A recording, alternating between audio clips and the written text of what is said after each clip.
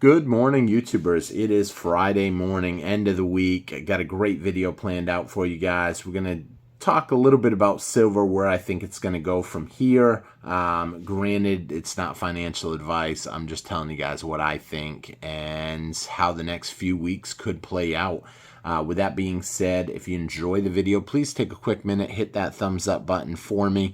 And if you're not subscribed, hit that subscribe and leave me a comment. Let me know, where do you think silver is going to go?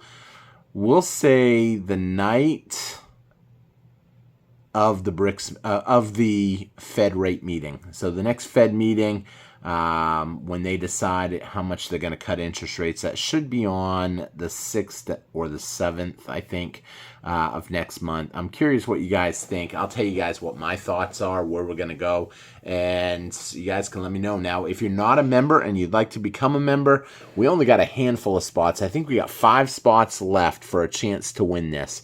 It's a 1987 San Francisco Silver Eagle. One lucky member is going to get that. We got 5 spots left. It's only $1.99 to join if you'd like to join. And hopefully going to be going live this weekend, one of these days. If the numbers do not fill up, if we don't hit our 100 members, I am still going to do the free event. It's free for members. It's something I do every month. I do a free members only event.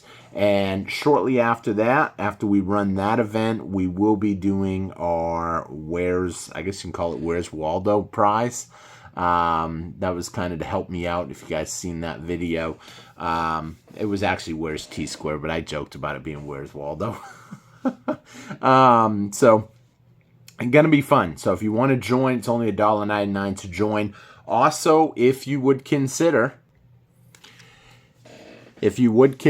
we actually just set up a new Reddit page. It is called Silver Gold Vault. So right there, that is the page. I will put the link below. It's a brand new room that we just set up where we kind of put some up-to-minute items on here, stuff going on when I am going through data throughout the day, or I'm looking around at different stuff.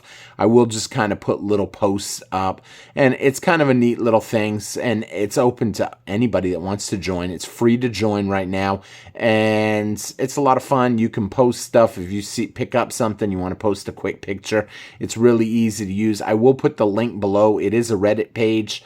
It's a lot of fun, and really I think it's a cool app once you kind of get into it. So I just happened to post all the shorts. That was an obscene amount of shorts that went in the other day, and you can see the volume down here.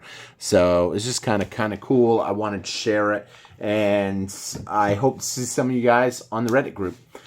With that being said, let's jump in and get talking about what's going on. So some of the stuff that happened to me yesterday, I actually talked with a buddy of mine and a member via emails, and he was telling me that it looks like we're going to see a lot of resistance right around this level, and there's a strong support at this level too, and it looks though like we could see the dip right around Halloween go down another $1. Now, here's my thoughts on that.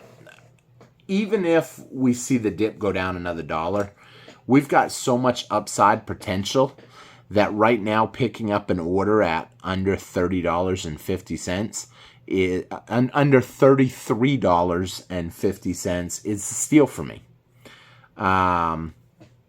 I figured it was worth putting in that order. I did put in a big order recently for 100 of the legendary warriors, the new Spartacus ones. I decided to put that order in and not chance it because, I mean, let's be honest. I almost put it in over the weekend, last weekend before the markets even opened, and I held off, and the price ended up having a big pop, and it really never looked back. It went all the way up to 35, and then finally we saw that little bit of a dip yesterday and the day before, but a lot of that had to do, I believe, with the BRICS meeting. Like I said before, I believe that the U.S. wanted to show dominance of their dollar, and they purposely pumped up the dollar during that time period while they were all sitting over there kind of talking about us. And there's still a lot of threats against the dollar. You've got a lot of countries that are really getting tired of us weaponizing it, and they've seen firsthand what happened once Russia did something and we slapped all those sanctions on them and kind of came at them hard financially. And now they've kind of been pushed out in the cold. And so that's why they're going their own path now. And here's the thing. I was talking to someone else the other day about this, and I said, once they gain too much power, once their BRICS trade alliances continue to grow and gain momentum and gain power, do you think they're just going to step away and back off? I personally don't think so. It's not in their best interest. Once you already make a move, kind of like I found it interesting, that whole port strike that we had a little while ago. I would be willing to bet anything somebody got a kickback. The port strikes they decided to put off until the first of the year. Why? It's beyond me. I think someone got some kind of an inside deal, and we'll never know because, let's be honest, greed and corruption is everywhere now. People will sell out their audiences. People will sell out their friends. People will sell out almost everybody now, it seems like. And I'm not saying everybody will. I'm just saying a lot of people will. There's a lot of greed and corruption, and a lot of people that will look out for themselves before anybody else. And it's kind of sad. It really is sad how we've gone. And that's why I think, inflation is just going to keep ramping up. You look at some of these, I'll say, government plans, some of these policies that are getting put in place. What does it take to get people to sign off on some of this stuff? They end up saying something like, hey, I'll give you this much money to your state or to your cause or to your charity or whatever. I'll put something in there good for you if you sign off on it. And not everybody gets that. The first people that do it, that hurry up and make the deal, get it for them or for their state or for whatever, puts another feather in their hat. And by doing that, it means that the policy or the plan doesn't just have the set amount of money to do the one item. It has enough money in there you look at some of the policies now they try to do, and it's just expense after expense after expense. And it seems really like nothing gets done.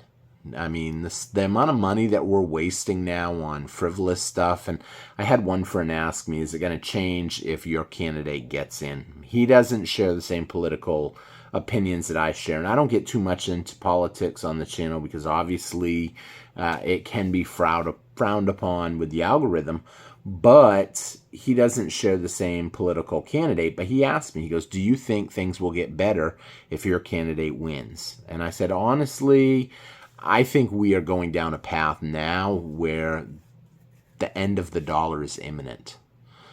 The facts are we can't pay our bills. The facts are inflation is still ramping up. The dollar is crumbling. They will eventually roll out a central bank digital currency. And with that, it will give them the power to essentially tax trace every single penny. You give your kid a $20 for lunch and it could get taxed. And that sounds funny when you think about it because it doesn't sound possible. But I think the path that we're going on, if you looked at where we're at today and you were to go back 20 years ago and talk about some of the stuff that's implemented now, you wouldn't have believed it.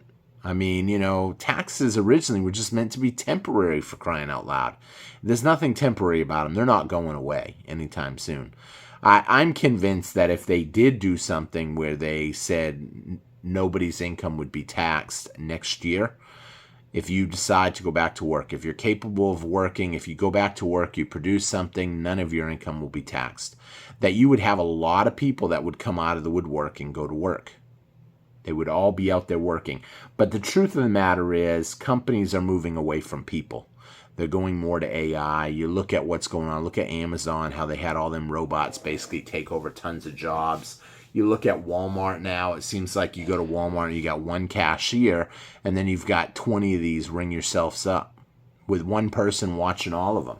And it's not just Walmart. It's a lot of these places now. Ring yourself up. I went to Family Dollar for a quick stop today, and they had one cashier and one ring yourself up. And I'm like, what in the world? That's the direction it's going. And pretty soon we're all going to be just jobbed out. We're going to be out of work. And I think that's where a lot of the universal basic income comes into play. And it's scary the direction that this country's going. It really is. That's why I'm such a big on prepping. I'm so big on stacking. I'm a firm believer that, the truth of the matter is this will have value. This is always going to have value. It may have collectible value at one point, but it's always going to have at least silver value because they're going to need silver. Technology that we have today is only going to keep getting better. Think about it. At some point, you may end up just throwing your stuff in a car and you may just be able to walk right through an aisle, and all of a sudden it rings up. It knows everything in there. And anybody that thinks that's far-fetched, I actually had read something about a company wanting to develop these little chips that they put on every item in a store. And essentially, they would be in the cart, and once you go through a door, you're automatically billed. And I think we could easily get there. And someone might even post something and say, yeah, they're already working on implementing that in some place. Who knows? I had read the article a while back, and it's crazy the direction that everything's going. What are they going to need us for? Truth be told, they're not going to need us. I mean, now a lot of crops are harvested by machines. They've got one guy that drives around, one machine that plants everything, one machine harvests everything, one machine tills the fields. I can't remember, there was a Matthew McConaughey movie that I had watched a while back where, I think it was Matthew McConaughey, where the fields basically had machines that just went around the fields. And I'm not a farmer, so someone might be like, that really exists, where they didn't even have a person driving the equipment. It just did itself.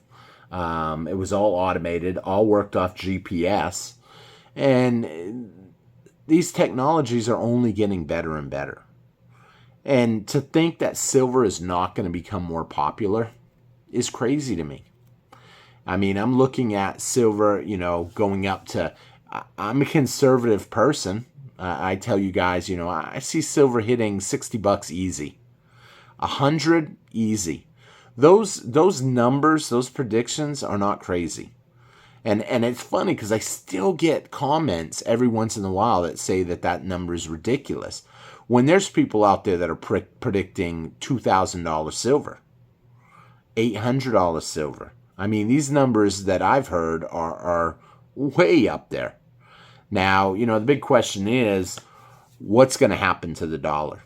As this continues down this road and everything keeps getting more expensive, and essentially we just get priced out of everything, what's going to happen with silver?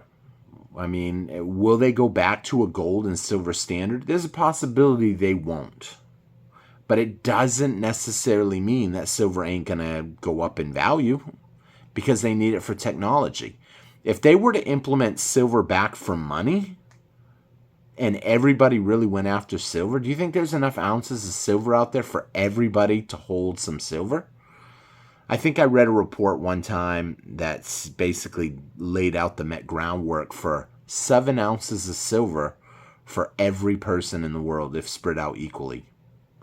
And that number was not even taking into account the amount of silver that's probably been destroyed.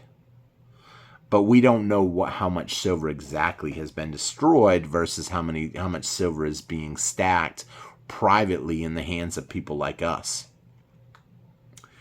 Needless to say, if they did equally divide silver up at 7 ounces of silver, I mean, we're probably sitting on a lot more than the average person.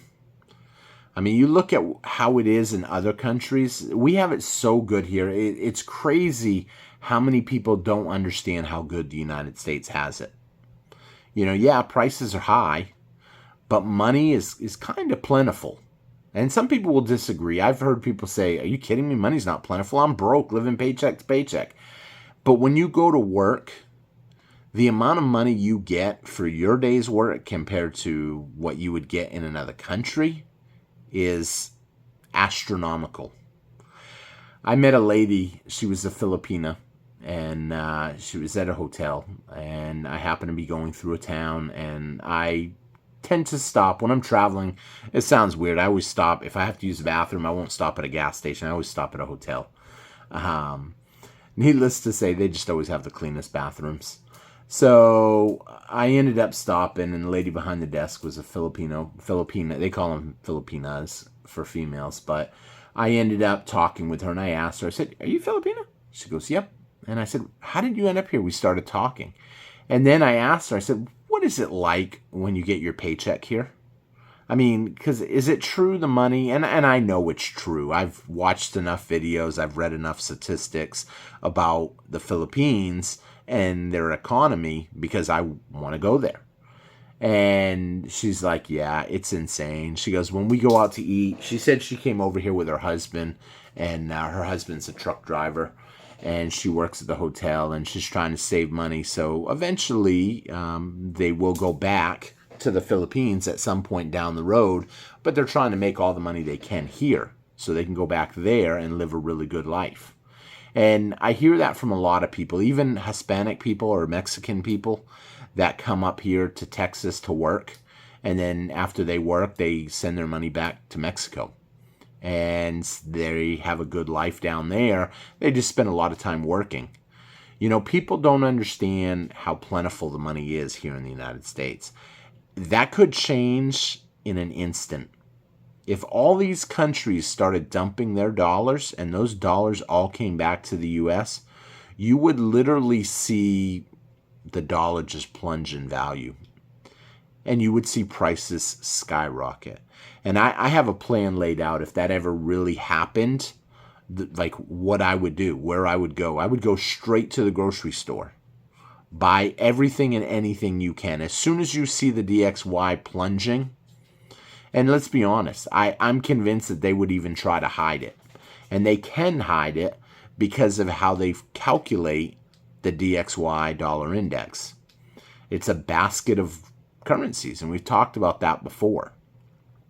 In a world where all the numbers are manipulated, you know, it's scary because by the time something happens, you won't know right off.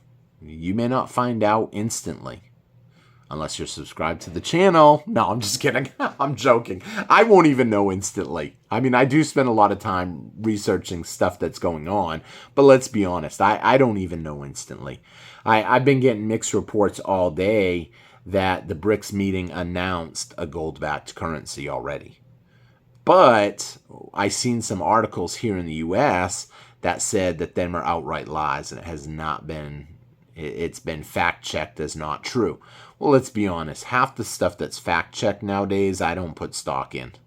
I've been looking around to try to get some verification on what happened. But the truth of the matter is, we won't know right off. I personally don't think that it did already happen. Because if it had already happened, I would think a lot of people that confirmed it would be buying gold and silver. And you would see the price going up, whereas the price ain't going up right now. Now, that doesn't mean that they didn't make a deal and say, okay, everybody, you get back to your countries, you start dumping the dollar on this date. And we all in agreement. And some people will start trying to dump them even quicker.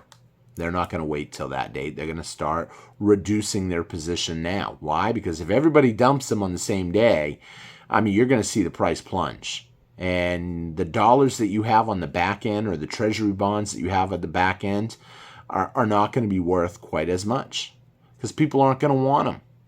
And the truth of the matter is value is just a matter of if people want it or not. You know, I understand silver and gold, it has value, but the truth of the matter is if nobody wanted gold or silver, it wouldn't have any value. I hate to say that. If we didn't use it in technology, if nobody was buying it, it wouldn't have value.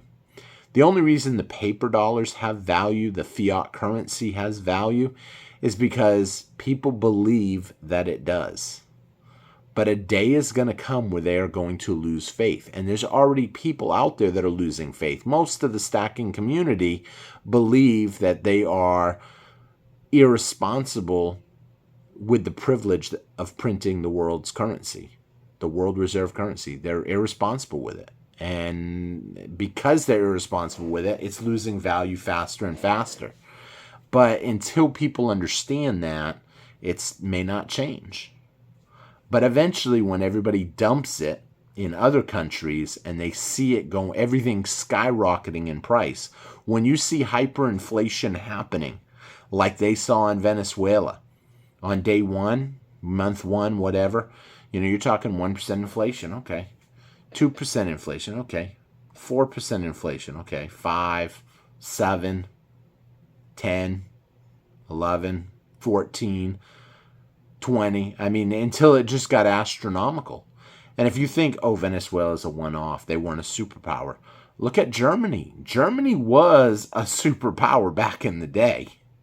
A lot of people think, oh, because they lost WW2 and WW1, that, they weren't a superpower. They were a superpower. They were a top country. But